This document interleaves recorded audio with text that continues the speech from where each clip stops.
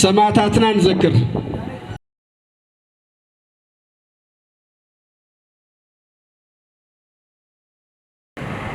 አነፍቲ ንበሩ ዝኸበርኩም አባላት አመራርሓን ሰራሕተኛታትን ዕቋርን ልቕሓን ሆራይዘን ፃውዒትና ክቢርኩም ነዚ ድሙቕ ፅምብል ዕላዊ ምጅማር ስራሕ ትካልና ንምኽባር እንኳዕ ብድሓን መጻእኹም ክብል ይፈቱ። ክቡራትን ክቡራንን ዘለናዮ ኩነታት ተፃዊርና ነዚ ከምዚ ዝበለ ድምቀት ስራሕ ምብቃዕና እንኳዕ ደስ በለኩም እንኳዕ ደስ በለና። ፃውዒትና ክቢርኩም ድማ ተገዲስኩም ስለ ዝመጻእኹም ስለ ዝተረኸብኩምና ብሽም ዕቋርን ልቕሓን ሆራይዘን ካብ ልቢ የመስግን። ማሕበራት ሕብረት ስራሕ ብሓፈሻ ብፍላይ ከዓ ማሕበራት ዕቋርን ልቕሓን ኣብ መላእ ዓለም ብፍላይ ኣብዚ ማዕበል ዞባታት ዓሚቕ ማሕበረ ቁጠባዊ ጽልዋ ኣሕዲረን እየን። እቲ ዝዓበየ ኣወንታዊ ብርክተውን ፋይናንሳዊ ምትእትታው ምንካይ ድኽነት ማሕበረ ቁጠባዊ ዓቕሚ ማሕበረሰብ ምጉልባት ኮይኑ ብፍላይ ንጉዳኣት ኣካላት ንደቂ ኣንስትዮን መናእሰይ ብተመጣጣኒ ዋጋ ልቓሕ ብምቕራብ ኣብ ደኣን ተዋፊሮም መነባብሮም ከመሓይሹ ኣብ ምግባር ዝለዓለ ግደ ኣለዎን። ኣብ ምንቅስቃስ ማሕበረ ቁጠባዊ ዓድና እንተኾነ እውን ብፍላይ ኣብ ትሑት ብርኪ መነባብሮ ንዝነብር ሕብረተሰብ ፍትሓውን ተበፃሕን ቀረብ ግልጋሎት ፋይናንስ ብምሃብ ቁጠባ ዓድና ኣብ ምብርባር ግደ ዕቋርን ልቕሓን ኣዝዩ ልዑል እዩ። ብመሰረት እዚ ዕቋርን ልቕሓን ሆራይዘን ድማ ብሰለስተ ዓበይቲ ትካላትን ብ150 ሰብ ገዚፍ ዕላማ ኣባላትን ተመስሪቱ ዘይከኣል ዝመስል ከቢድ ማሕበረ ቁጠባዊ ፀገም ኣባላትን ሕብረተሰብን ብምፍታሕ ኣብ ሕውየትን ዳግመ ህንፀትን ትግራይ ናይ ባዕሉ ጉሉህ እጃም ንኸበርክት ብቴክኖሎጂ ዝተደገፈ ጽፉፍን ስሉጥን ግልጋሎት ፋይናንስ ንምሃብ ዝተጣየሸ ትካል እዩ። ብምዃኑ ኣብ ዓድና ዱልዱልን ቀጻልን ማሕበረ ቁጠባዊ ለውጢ ኣብ ምርግጋጽ እጃሙ ንኸበርክት ዛጊድ ኣብ ክልተ ኣዋርሕ ኣብ ዘይመለ ክልተ ኣብ ትግራይ ሓደ ድማ ኣብ አዲስ አበባ ብድምር 3 ጨናፍር ከፊቱ ንልዕሊ 25 መናእሰይ ዕድል ስራሕ ፈጢሩ ኣብ ጽቡቕ ምንቅስቓስ ይርከብ። ክቡራትን ክቡራንን ካብ ፍሉይነት ዕቋርን ልቕሓን ሆራይዘን ገሊኦም ንምጥቃስ ዝኣክል ዘመናዊ ቴክኖሎጂ ብምውናን ኣባላትን ዓማዊልን ምንቅስቓስ ዕቋሮምን ከይዲ ምሃብን ምምላስን ልቕሖምን ኣብ ዘለውሉ ኮይኖም ብሞባይል መተግበሪ ኣፕ ዝተደገፈ ቅልጡፍን ጽፉፍን ግልጋሎት ዕቋርን ልቕሓን ዝረኽብሉ ባህሊ ዕቋር ንምዕባይ ዝዓለመ መተባብዒ ወለድ ዕቋርን ሽልማትን ብምርካብ ዝርብሕሉ ዕቋርን ልቕሓን ብቕንዕናን ብተኣማንነትን ብተመጣጣኒ ወለድ ልቓሕ ምሃብ ከም ዘለዎ ኮይኑ ብዘይትሕያ ብውሕስና ክሳብ ብር 10 ሚልዮን ብመሃያ ውሕስና ድማ ክሳብ ብር 500,000 ልቓሕ ዝረኽብሉ ዕድል ፈጢሩሎ። ኣብ ትግራይ ካብ ግዜ ናብ ግዜ እናተጋደደ ዝኸይድ ዘሎ ሕፅረት ነዳዲ ስዒቡ ዘጋጥም ዘሎ ፀገም ግልጋሎት መጓዓዝያ ብምፍታሕ ሕብረተሰብና የጋጥሞ ካብ ዘሎ ምንግልታዕን ዘይተደለየ ወፃእን ንምቅላል ዝኽእላ ብኤሌክትሪክ ዝሰርሓ ተሽከርከርቲ ብምቕራብ ሓላፍነት ወሲዱ ይሰርሕ ከም ዘሎ በዚ ኣጋጣሚ ክንገልጽ ንፈቱ። እዚ ድማ ምስ ኣብሪ ሞተርስ ሰነድ ውዕሊ ስምምዕነት ብምፍርራም ንኤሌክትሪክ ተሽከርከርቲ ዝኸውን ዕድል ልቓሕ ቀዳምነት እዩ ዝሰርሕ ምህርቲ ሕርሻ ንምድንፋዕ ሓገዝቲ ዝኾኑ ውፅኢት ቴክኖሎጂ ኣፍረይቲ ማሽናት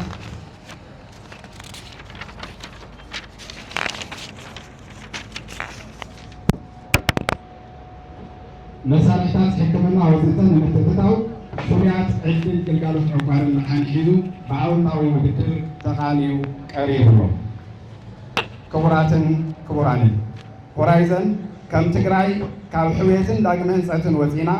ናብ ጉዕዞ ህንፀት ዘላቒ ማሕበረ ቁጠባዊ ዕብየት ንኽንሰጋገር ግደ መርኣያነት ብሓላፍነት ወሲዱ ውፅኢታዊ ስራሕ ክሰርሕ ዝኽእል ጠንካራ ትካል ምዃኑ እናገለጽኩ በዚ ኣጋጣሚ ኣብ ዕቋርን ልቕሓን ሆራይዘን ዕቆሩ ተሸለሙ ተለቅሑ ተለወጡ ምፃይኹም አብርሁ ዝብል መልእኽቲ ከመሓላልፍ ይፈቱ። ኣብ መወዳእታ ኣይተ ክቡር ኣይተ የማነ ገብረ መስቀል ምክትል ሓላፊ ኤጀንት ምስፍሕፋሕ ሕብረት ስራሕ ማሕበራትን ልምዓት ዕዳጋን ትግራይ መልእኽቲ ከሕልፉን ንኣይተ ታደለ መንግስቱ ሓላፊ ቢሮ መጓዓዝያን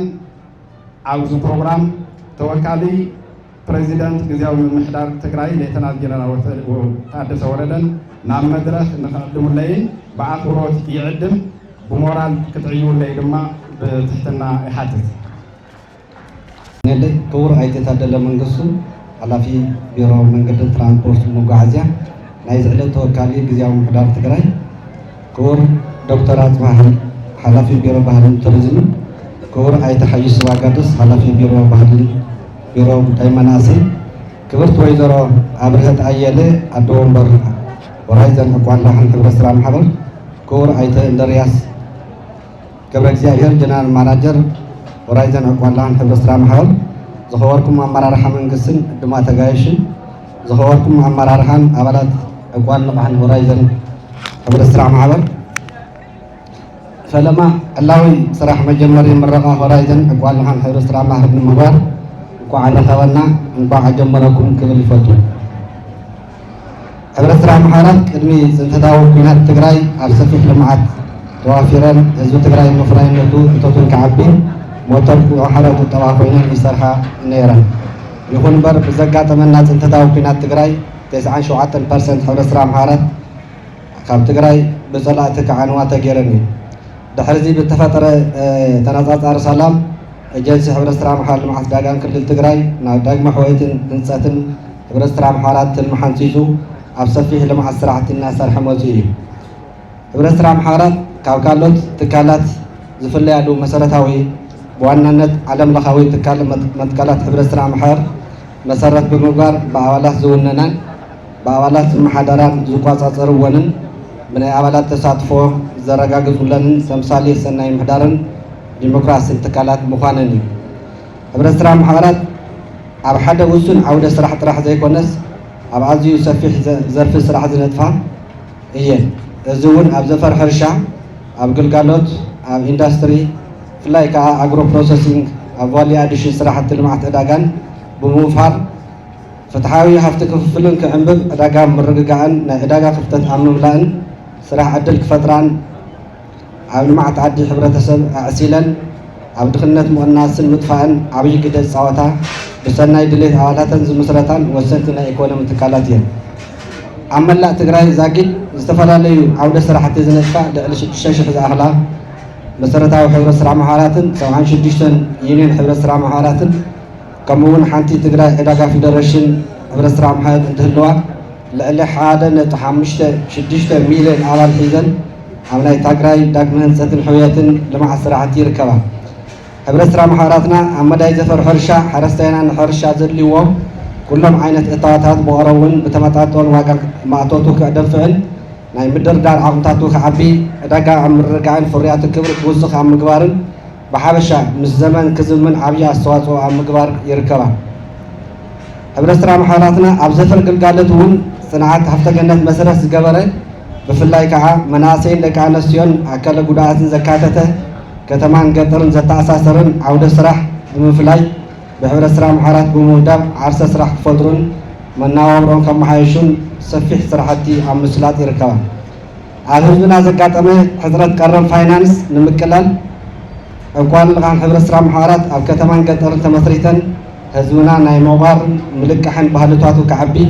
ፋይናንሳዊ ኣስተምህሮ ብምክያድ ልዕሊ 600,000 ዝሓዛ 971 ዕቋር ልቃሕን ሕብረት ስራሕ ማሕበራት ተወዲበን ግልጋሎት ፋይናንስ ብቀረቡ ዝረኽበሉ ባይታ ተፈጢሩ ይርከብ። ካብዚአን ሓንቲ ዝኾነት ሆራይዘን ዕቋር ልቃሕን ሕብረት ስራሕ ማሕበር ብናይ ኣባላታት ድሌት ተመስሪታ ዕላዊ ስራሕ ምጅማር መድረኽ ተረኺበ መልእኽቲ ክሕልፍ ስለ ዝተፈቐደለይ ብስም ክልል ኤጀንሲ ሕብረት ስራሕ ልምዓት ዕዳጋን እናመስገንኩ እንኳዕ ናይ ሕብረት ስራሕ ማሕበር ቤተሰብ ኮንኩም ስሩዕ ስራሕ ንምጅማር ኣብቅዐኩም ክብል ይፈቱ። ቀፃሊ ጉዕዞኹም ህዝብና ካብ መመኻናይነት ክናገፍ ናይ ገንዘብ ምዕቋር ባህሊ ክዓቢ ኣባላት ልቃሕን ግልጋሎትን ብምርካብ ናይ ዝተፈላለዩ ኢንቨስትመንት ስራሕቲ ከኣቱ ናብርኦም ክልውጡ ብትኩረት ክትሰርሑ ይግባእ ኩሉ ስራሕትኩም ብመትከል ኣዋጅን ሕብረት ስራሕ ማሕበርን ሕግን እናተመራሕኩም ትካላትኩም ክብርኽ ትካልኩም ክብርኽ ኣብ ናይ ትግራይ ዳግመ ህንፀትን ሕውየትን ብፅሒትኩም ክትዋፅኡ ብቐፃሊ ምስ ካልኦት ሕብረት ስራሕ ማሕበራት ኮይንኩም ሒዝናዮ ዘለና ራእይ ትግራይ ዘብርኽ ናይ ትግራይ ሕብረት ስራሕ ማሕበር ባንክ ኮኦፐሬቲቭ ባንክ ኣብ ምምስራት እጃምኩም ከም ትዋፅኡ ኣይጠራጠርን ኣብ መወዳእታ ራእይ ሒዝኩም ሆራይዘን ዕቋር ልቕሓን መሰረታዊ ሓላፍነት ተወሰነ ሕብረት ስራሕ ማሕበር ንምምስራት ዝገበርኩሞ ኩለ መድያዊ ፃዕሪ ኣመራርሓ ኣካላት ከምኡውን መንግስታዊ ኣመራርሓ ዘለኒ ምስጋና ዝለዓለ ምዃኑ እናገለፅኩም እንኳዕ ንስሩዕ መጀመሪ ስራሕ በዓል ብሰላም ኣብፅሐኩም እናበልኩ ብቐፃሊ ራእይኩም ክሳኻዕ ክልል ኤጀንሲ ሕብረት ስራሕ ማሕበር ልምዓት ዕዳጋን ምስ መሓውሩ ዘድሊ ኩለ መድያዊ ድጋፍ ንምግባር ኣብ ጎንኩም ምዃኑ የረጋግፅ ሕውየትን ዳግመ ህንፀትን ትግራይ ብሕብረት ስራሕ ማሕበራት ክረጋገፅ እዩ ዘለዓለ ክብርን ሞገስን ንሰማዕታትና ይደልን ሰርች ገርኩም ረኸብዎ ስለዚ ሞራል ሃውልና ካብ ጀማምሩ ብጣዕሚ ጽቡቕ እዩ ካብኡ ኤጀንሲ ምስ ሕብረት ስራሕ ማሕበራት ድማ ንሆራይዘን ኣላይ ደገፍ ክህብ ቃላትና ኣሎ ኣመስግኑልና ይቀኒልና ካሊእ ሕዚ በረከት ሕሹቕ ዝበለኒ ሆራይዘን ገና ካብ ምስራቱ ቁም ነገር ምስራሕ ጀሚሩ ኣሎ ከምዚአን ዓይነት ትካላት ሓደ ዓብዪ ግልጋሎትን ማሕበረሰባዊ ግልጋሎት እዩ ስለዚ በረከት ቀዛዕታ በረከት መኮነን ኣብ ፕሮግራሙ ንሓንቲ ካብ ዞባ ምዕራብ ዝተፈናቐለት ሓፍትና ኣቕሪቡ ነይሩ ፍቲ ሚድዩ ብጣዕሚ ዝተፀገመት ሓፍትና እያ ካብ ዞባ ምዕራብ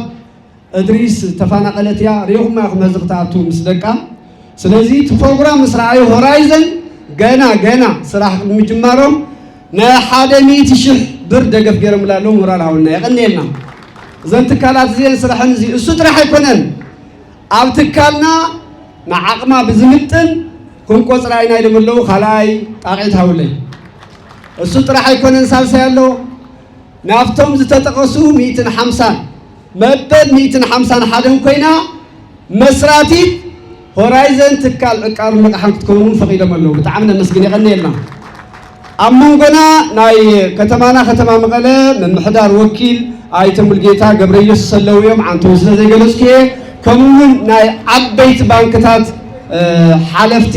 ናይ ሪጅን ሓለፍቲ እውን ኣብ መንጎና ኣለዉ እዮም ኣብዚ ቅድሜና ዘሎ ሚድያታት ቆፂርካ ይውዱን ንኩሎም ሞራል ሃውለ የቀኒየልና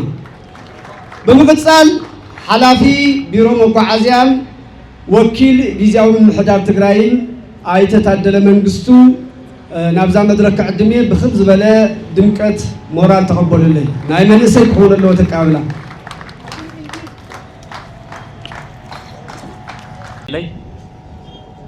ያው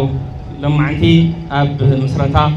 ምብሳር ዕቋሕን ልቕሕን ሆራይዘን ናይ ክብሪ ጋሻ ከም ቢሮ ከምኡውን ንፕሬዚደንት ወኪለ ኣብ ቅድሚኹም ስለ ዝተረኸብኩ ልዑል ክብሪ ከም ዘለኒ ክገልጽ ደሊ ያው እቲ መሰረታዊ ነገር ናይ ሎማዓንቲ ኣብዚ ዘለኹም ዕዱማ ተጋይሽ መስረቲ ኣካላት ኣመራርሓ ቦርድ ካቢኔ ኣባላት ከምኡውን ዕዱማ ተጋይሽ ነዚ ናይ ተጋሩ ዓቕሚ መሰረት ገይሩ ዝምስረት ዘሎ ናይ ዕቋርን ልቕሓን ትካል ክተኽፍቱ ናይ ክብሪ ዕዱማትን መስረትን ኮይንኩም ሎማዓንቲ ኣብዚኦም ስለተረኸብኩም እንኳዕ ደስ በለኩም ክብል እንኳዕ ደሓን መጻኹምን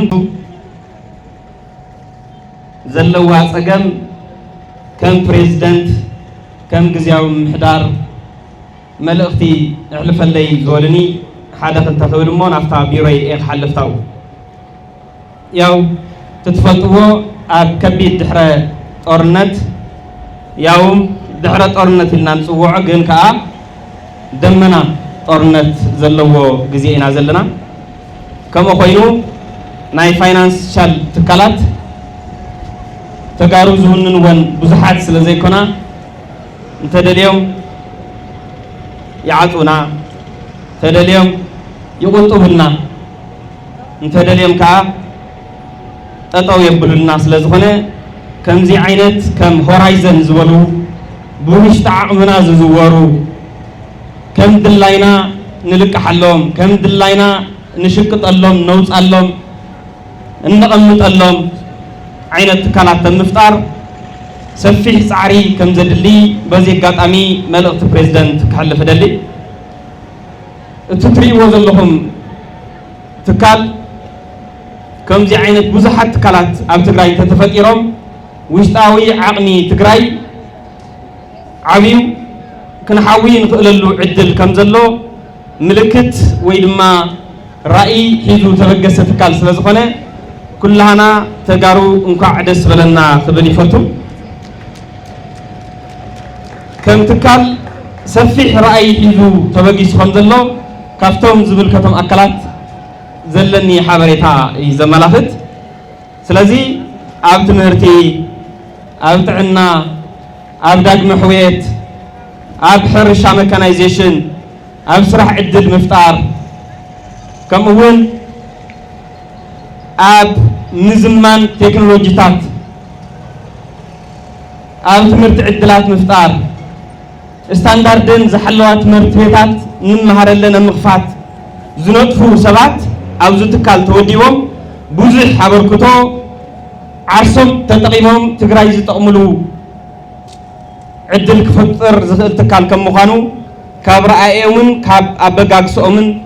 نرداي كالي تلمن رأيين فرق من قد قعزي سبات مجمريا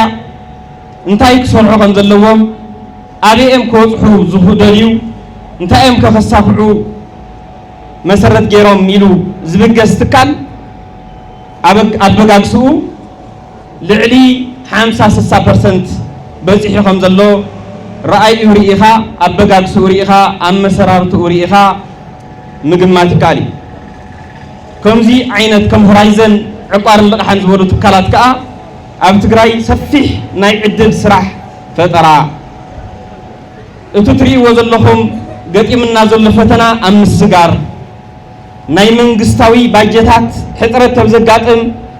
بنلك لقحات منقستي أم شفان كم هون طورنت حسيوهم ناب زيروس تملسو زيقاتات أددا سدتن موتن كيفانو عدل سراح نافترو أبزرلي وناتودو نخسرحو أم مقبار زمناويان زخنا تكنولوجي زوننا تشكركرتي نوعد بمؤتاو تلقيهم كعدقو محبرسب بترانسبورت بأقربوت بصريت بقلطافة كمون حدقان بزي فتر بوحسنا مالتيو وحس زخنا محبرسب مفتار كمزيو ناي وشتنا عقمي مسرت تغيرو زي عنده تكالات علي عدل يممو بزي قاطاني نمسرتن عبالاتن تتقمتي تلقحت محبرسبن كمون او تعقر زلكم ابسين زلكمن انكو عدس بلكم كبلي دلي ازين ملغت بريزيدنت نابيرونا مصت لكم كا كم بيرو تكنولوجيات أتاتيخا تكنولوجي صورات تشكركرتي علاو غيركا نت محبرسب بنداجن بوجتات نايسبيرن زينا غا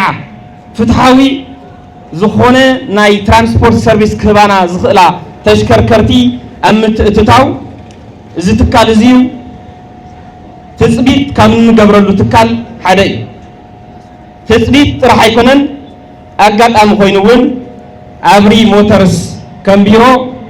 كم أبري موتورس زبولو تكالاتون بقرر عن سرح اللو زلنا قداي سلازخنا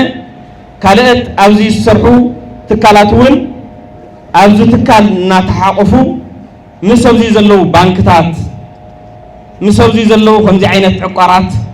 تتحيزهم محبرسب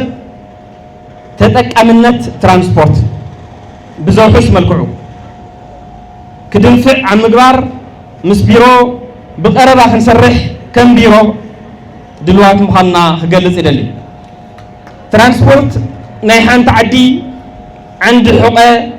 كل مدايو من قسقاسي ترانسبورت تزيهاليو نقدي يلن كل لا يكلن مغنياتو تنقساقس كاس لازنقد ترانسبورت تزيهاليو ትምህርቲ የለን ምክንያቱም ናብ ትምህርት ቤት ከድካ ስለትመሃር ክትጓዓዝ ስለዘለካ ትራንስፖርት ተዘይሃልዩ ሕርሻ የለን ምክንያቱም እቲ ዘተኣታተኻዮ ዘፍረኻዮ ትገባራይ ዘፍረዮ ስራሕቲ ትራንስፖርት ገይሩ ስለዘጓዓዞ ትራንስፖርት ተዘይሃልዩ ካልኦት ኩሎም ናይ ዓዲ ምንቅስቃሳት ባህላዊ ብዝኾነ መልክዑ ናብ ድሑር ክፍለ ዘመን ተመሊሱ ብኣድገ በቕሊ ዝግበር ህይወት ናይ ምድሓን ተዓንጊልካ ናይ ምሕዳር ምንቅስቃስ እምበር ኣድማዒ ዝኾነ ኢኮኖሚያዊ ምንቅስቃስ ክህሉ ስለዘይኽእል እዩ ትራንስፖርት ደም ስር ናይ ሓደ ዓዲ ኢኮኖሚ ምንቅስቃስ እዩ ዝበሃል ስለዚ ድማ ኣብዚ ኣትኪርና ክንሰርሕ ኣለና ትራንስፖርት እንተዲሒኑ እንተደንፊዑ እንተዓብዩ ናይ ዓዲ ኢኮኖሚ ዝዓቢ ከምዚ ዓይነት ትካላት እውን ዝህልዋ ስለዚ ኣብዚ ከም ቢሮ ኩላኹም መናእሰይ ምስ ዝትካል ተታሒዝኩም ዘመናውያን ዝኾና ተሽከርከርቲ ኣብ ምእታው ሜካናይዝድ ሕርሻ ክሰርሓ ዝኽእላ ማሽነርታት ብምግዛእ ማሕበረሰብ ክጠቕሙ ዝኽእሉ ናይ ሕርሻ ስራሕትታት ኣብ ምንቅስቃስ ብዝተወደበ ይኹን ብተናፀል ከም ተጋሩ ክንሰርሓሉ ዝግባአና ጉዳይ ስለዝኾነ ኣብዚ ዙርያ ምስ ዝትካል እዚዩ ካልኦት ከምዚ ዝበሉ ትካላት እውን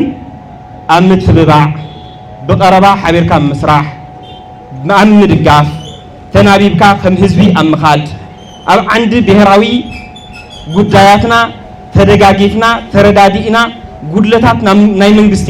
ጉድለታት ናይ ቢሮታት ኣብ ምሽፋን ኣስተዋፅኦ ክገብሩ ዝኽእሉ ትካላት እሞ ንሕና እውን ከም ቢሮ ንሳኹም ክንሰርሕ ድልዋት ምዃንና ክገልጽ ይደሊ ከም ፕሬዝደንት እውን ኣብዚ ዙርያ እዚዩ ሰፊሕ ስራሕቲ ድጋፍ ክገብር ናይ ውሽጣዊ ዓቕሚ ኢኮኖሚ ዝምዝምዛ ናይ ውሽጣዊ ዓቕሚ ኢኮኖሚ ዘንቀሳቕሳ ባዕላውያን ትካላት ክፍጠራ ትኩረት ጌርና ከም ንሰርሕን ኩሉ ተፈጢሩ ዘሎ ጉዳያት እውን መሰረታዊ ኣማራፂና ሰላምን ጥራሕ ኮይኑ ግን ከዓ ተዓምፂፅኩም ንበሩ ንዝብለና ከዓ ሓሳብ ቀዲምና بسلامة ومن قدي كنفتح عب مسرح خمزلنا أحلف اللي إلى من اللو نقع نمبل حمسان حدن مجمار استودد بقالسي هستقرأي بصحكم يغني لي أزلهم ما أنت أخاطرهم نازل حواتنا جن مورالي كونن حبون يحزلهم سلازخونو أمدرك تمرح تلهم مس مورالي تولو تقعد بولي أميلو من الناس لازم دمغ زبالة تقعد قورلنا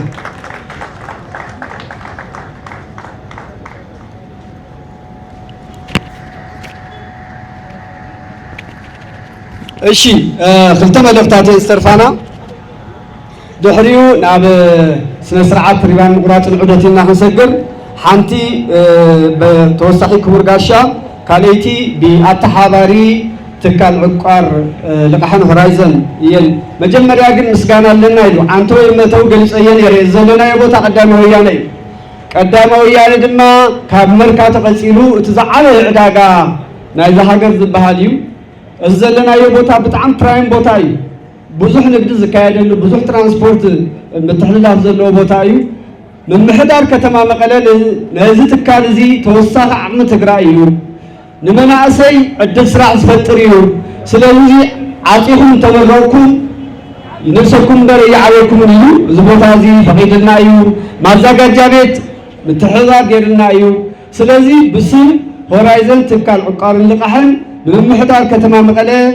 أوزي أما أخذنا بزلو غيركم عبي زخونه مسكانا أقربنا إلى منامو طاقعت قورنا بمحضارنا وزمن اقتزيات بصحلنا خبرتي هابلنا قنيلنا كالي عنتوي إندرياس كجلس كله زي تكال زي ملسي تكوري ليو بقالنتون عسران حموشتن من أسيب زاقدمينا النوا أب زاقدمينا النوا ملامل بطعمي لقالك بزح صرح زقبهم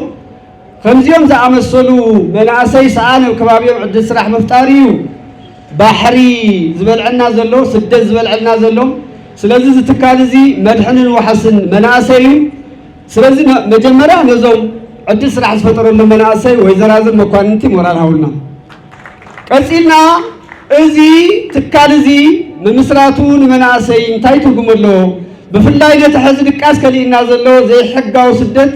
ام معقات انتاي ترغملو بزبل اي تحيي سباغادس حلافي بيرو قداي مناسي تግራይ حصر زبل ملختي كقربلنا يوم بخمر تقبلوا لي بطاقعيت مورال قد يفيه طاقعيت يغني لنا استوهابني مجمريا ني هورايزن لو معلتي ابزي اكيبنا زعبيه ني منئسي بفلاي عبي تسفا زخون تكال نعو صراحه جمروا لنا سلازبلكم عبي كبري تسمعني نسخم من تزحسبكم حساب فرنا مفراي زجمروا بركي ومقعب صحيحكم كبلكم يفتو أبزيا كم من قستي استوكلكم كابيني عبالات لعلو تمرارحا استفلالكم كاب استفلالت كال فاينانس بانكتات زمصاهم قاعد حال مصاهم كبل يفتو بمقصال ناي فاينانس تكالات درشا انتاي مخانو قلصي بفلاي كعافتو تحتواي بركي ورد له مستحتواي حبرتسب كراخب زخيل كوبراتيفس ወይ ከዓ ሕብረት ስራሕ ማሕበራት ከም ዕቋርን ልቃሕን ዝኣመሳሰሉ ትካላት ተታሕተዋይ ብርኪ ማሕበረሰብ ኣብ ምጥንኻር ኣብ ምትብባዕ ድሓር ከዓ እቲ ናይ ምዕቋር ባህሊ እቲ ናይ ምልቃሕን ምምላስን ባህልታት ኣብ ምልምማድ እቲ ሕብረተሰብ ቁጠባ ብፍላይ ኣብ ትግራይ حارستا يكبابي خن كيد كلنا صبوق مهرتين تمريتو أمينتا يزوعل زبل نجار كلها نفلتينا خمسيوم زبلو عقار لقاحن جن نبايتا وريدهم تسمح برسب عقار تسمح برسب تو سيفينج بحالي كلام عمودون دحرك إلهم محبرسب كافتي اكسترافاغانسي ويكع كافتو بيكنت إيكونومي تناقفو زروخو قطبا بأقبابو حزو كاب جزية ناب جزية عريت أما مزجاب عبيد الرشاق وواصع يخيليه لزعمه تتخكلنيا ونسوي زرخم كاي كله جزء بدقس عبز تفعله عدي خمسة زبالو ناي لقاحن عقارن تكالات نبايتا وريدهم أفتو تحتواي محبرسب مسوق خينهم تناي معقار بهلي كعبي خلو أفتو عدي إيكونومي عديت أفتو حسنا مقبي أفتو صراح مفتار عبيد الرشالهم دحرك عبزوحات ناي عقار اللقاحين كوبراتيفس بحالي خينهم نابانك تاتون زعبي اللكونات عدلو سفيح سلازخونه أب كلنا ونتجمرو سلازلو مرأيا ونسلازلو زوم هذي نمسرتهم زلو بعد هورايزن عقار اللقاحين زعم مساسل تودي بون عبيتنا فاينانس تكالات ناي مفتار عدلهم سفحي وزيله من البات تناي مناسي سراح عدل فترة يخون تمنيسي زلو عقمي أب كامزي زبلو عم عقار عقمو التأخاخيبو زبالتان إنفستمنت وندلو خوون سراح كفتر عم مقبر ناي عقار اللقاحين الرشا زلع علي بفلاي كعبزوحات كوبراتيف يسلو أب تقراي أو تربح يخون زلو منيسي بغضر خندي مخانو أين فلتن جن بزوح منيسي كبعتهم لقاحنا وسده عرسو زي ما حضر اللكونياتات يزلو أبزو قريبا كزي مس فاينانس تكالاتون حد مدرخ فترنا نيرنا أفتو مدرخ تعذبنا يوون تحيت له من منيسي بزي متحجة بزي وحس بزي كولاترال لقاح زهو زلو تكالات خمسي أم زبالو لقاحن عقارين زبالو يوم سلازي هورايزن ون أبزيا لمنيسي سراحة مفتار بزي متحجة بزي واسنا منيسي منهم سلازي يبلو جزاي يبلو مكينة يبلو سلازي لقاح بقللو كرخ زخيل بزي وحس بزي متحجة خقرب زخيل تكال خمسة زبالو تكالات كعنبو خلو يوم هورايزن عقار اللقاحن كعا أبزيا عبي درس أخذ أو زخيل عبي تكال يتعيشلنا زلو لمن يسي تقراي انقعد اسبلك قبل يدلي أبزا ساعات زي من يسي بحاجة جز تزلو بوليتيكاوي قلولاو سقات حديروا بخالي جز سراح كجمر النادلة لقاح بمسان كاو عدو وصيو ኣብ ባሕሪ ድራር ዓሳ ይኸውን ከም ዘሎ ኩላህና ንፈልጥ ኢና ዝጠፍእ ዘሎ መንእሰይ ከዓ ድድሕሪኡ ኣብ ማሕበረሰብ ዘለዎ ዝፈጥር ዘሎ ቅልውላው ኣፍቱ ማሕበረሰብ ዘለዎ ስግኣት ሓደ ወዱ ወይ ሓንቲ ጓል ክትከይድ ከላ ኣፍቱ ስድራ ዝበፅሕ ጭንቂ ክንደይ ምዃኑ ንፈልጥ ኢና እዚ ኩሉ ክናገፍ እንተኮይኑ ካብዚ ኩሉ ክንወፅእ እንተኮይና ንመንእሰይ ናይ ልቃሕ ዕድላት ክነስፍሐሉ ኣለና ንመንእሰይ ናይ ፋይናንስ ኣቅርቦት ክንቅርበሉ ኣለና እዚ እንተቀሪብሉ ተረጋጊዑ እውን ኣብ ዓዲ ክሰርሕ ይኽእል ኣፍቱ ዳግመ ህንፀት ትግራይ እውን ዓብይ ድርሻ ክጫወት ይኽእል ማለት እዩ ስለዝኾነ እዞም ከምዚ ዝበሉ ከም ሆራይዘን ዝበሉ ትካላት ክንድግፍ ድልዋት ኢና ብወገንና ከም ሓደ ዓብይ ተማቲክ ኤርያ እውን ትመንእሰይ ናይ ምዕቋር ባህሊ ክነልምዶ ዓቂሉ ድማ ተለቂሑ እንደገና ናብ ስራሕ ከውዕል ኣብ መስተ ኣብ ካልእ የውዕሎ ዝነበረ ቅርሲ ናብ ከምዚ ዝበለ ዕቋር ትካላት ኣምፅኡ ዝተወሰነ ግዜ ዓቂሉ መሊሱ ተለቂሑ ኣብ ልምዓት ከውዕል ምእንቲ ከምዚ ዝበለ ባህሊና ኣተሓሳስባን ክሰፊሕ ኣብ ምግባር ድርሻና ክንፃወት ኢና ሆራይዘን እውን መጀመርያ ክሰርሕ ዘለዎ ስራሕ ኣተሓሳስባዊ ለውጢ ኣብ ምምፃእ ድርሻ ክዋፅእ ኣለዎ ሚድያታት እውን ኣብዚኣ መንእሰይ ኩሉ ማሕበረሰብ ወላ ሓረስታይ እውን ሓዊሱ ኣብ ምዕቋር ዘለና ድኹም ባህሊ ቀሪፍና ዝረኸብናዮ ሃፍቲ እናዓቆርና መሊስና ከዓ እናተለቃሕና ኣብ ኢንቨስትመንት ኣብ ምውዓል ክንረባረብ ሚድያታት እውን ኣብዚኣ ሰፊሕ ሓገዝ ክገብሩ መንእሰይ ከዓ ተስፋ ቆሪፁ ይኸይድ ዘሎ መንእሰይ ኣብ ሆራይዘን ኣብ ካልኦት ትካላት እውን ዕድላት ልቃሕ ከም ዘሎ ፈሊጡ ዝተወሰነ ዓቕሚ ክሻዕ ዝፈጥር እውን ኣብ ዕቋር ክሰርሕ ክዓቁር መሊሱ እውን ክልቃሕን ኣብ ዓዱ ክሃንፅ ኣብ ዓዱ ከልምዕ ስራሕ ዝፍጠረሉ ኩነታት ስለ ዝምቾ ዘሎ ካብ ግዜ ናብ ግዜ ኣብ ትግራይ ዝፍጠር ዘሎ ብዙሓት ከምዚ ዝበሉ ናይ ፋይናንስ ትካላት እውን ስለ ዘለው ድሕሪ ግዜ ናይ ፋይናንስ ፀገም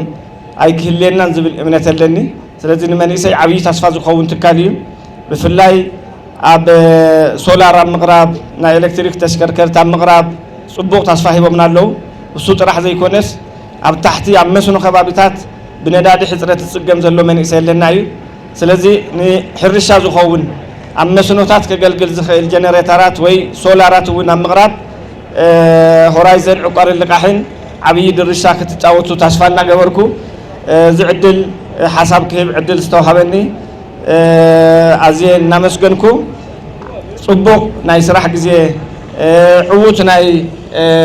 ስራሕ ግዜ እናተመነኹ ዓብዪ ትካል ኮይኑ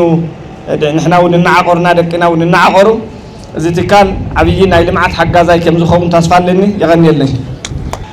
ሆራይዘን ትካል ዕቋርን ልቃሕን ካብ ካልኦት ትካላት ዕቋርን ልቃሕን ብምንታይ ዝፍለ ዓንተወይ ኣብ ናይ ሓውና እንድርያስ መልእኽቲ ዝተወሰነ ተመሓላሊፍ ነይሩ ኣብ ተሓባባሪ ትካል ዕቋርን ልቃሕን ሆራይዘን ሓውና ዳዊት ገብሩ ናብዛ መድረክ እሞ ፍልይነቱ እንታይ እዩ ዝብል ነገር ሓበሬታ ክበና እዩ ናብዛ መድረክ ብክብሪ ተቐበለይ ብጣቂዕ ተቐበለይ ምስቲ ሰዓት ልደፋእናዮ ሓፃር መልእኽቲ ልምሕላፍ ላው ዝመፀ ዕዱማት ክቡራት ኣጋይሽና ክብርና ክብሪ ዕድመና ክቢርኩም ስለ ልመፃኹም ብሽም ትካልናን ብሽም ኣዶ ወንበር ቦርድ ሓላፊት ማሕበርና ሆራይዘንን ምስጋናይ ከቕርብ ይፈቱ ኣጋጣሚ ኮይኑ ናይ ፕሮግራም ምድራብ ምግጣሚ እምበር ኣዶ ወንበር ማሕበርና ቦርድ ሓላፊት ወይዘሮ ኣብረህት ኣየለ ኣብ መንጎና ክርከባ እዩ ነይሩ ትልሚ ግን ኣይሰመረን ስለዚ ናይ ወይዘሮ ኣብረህት መልእኽቲ እውን ሓውሲ ብምግባር እየ መልእኽተይ ክሕልፍ እቲ ኩሉ ተባሃለ ከም ዘሎ ኮይኑ ማሕበርና ፍሉይ እታወታት ብምምፃእ ካብቲ ልሙድ ናይ ዕቋርን ልቃሕን ኣሰራርሓ ዝፈለማ ግዜ ዕቆሩ ተሸለሙ ልብል መርሃ ግብሪ ኣዘጋጂና እናተጋወሐ ኣብዚ ፕሮግራሙ ተገሊጹ እዩ ብኻልኣይ ግዜ ድማ ሙሉእ ብሙሉእ ብሞባይል ኣፕሊኬሽን ዝሰርሕ ወይ ድማ ዌብ ኣፕ ብምብልፃግ ዓማዊልና ወይ ድማ ናይ ማሕበርና ኣባላት ኣብ በብለለናዮ ኮይና ክንዓቁርን ክንልቃሕን ንኽእለሉ ኣሰራርሓ ኢና ሒዝና መፂና ዘለና ስለዚ ኩላትና ነዚ ትካል እዚ አባላት ብምዃን ዘለው ሁሉም ጥቅምታትን ረብሓታትን ተኻፈልቲ ክንኸውን መልእኽተይ ብሽም ወይዘሮ አብርሃት ክሕልፍ ይደሊ ናብ ቀጻሊ ፕሮግራም ክንሓልፍ መልእኽተይ ሕፅር ኣቢለ ሓሊፈኒ ኢኹ የቀኒየለይ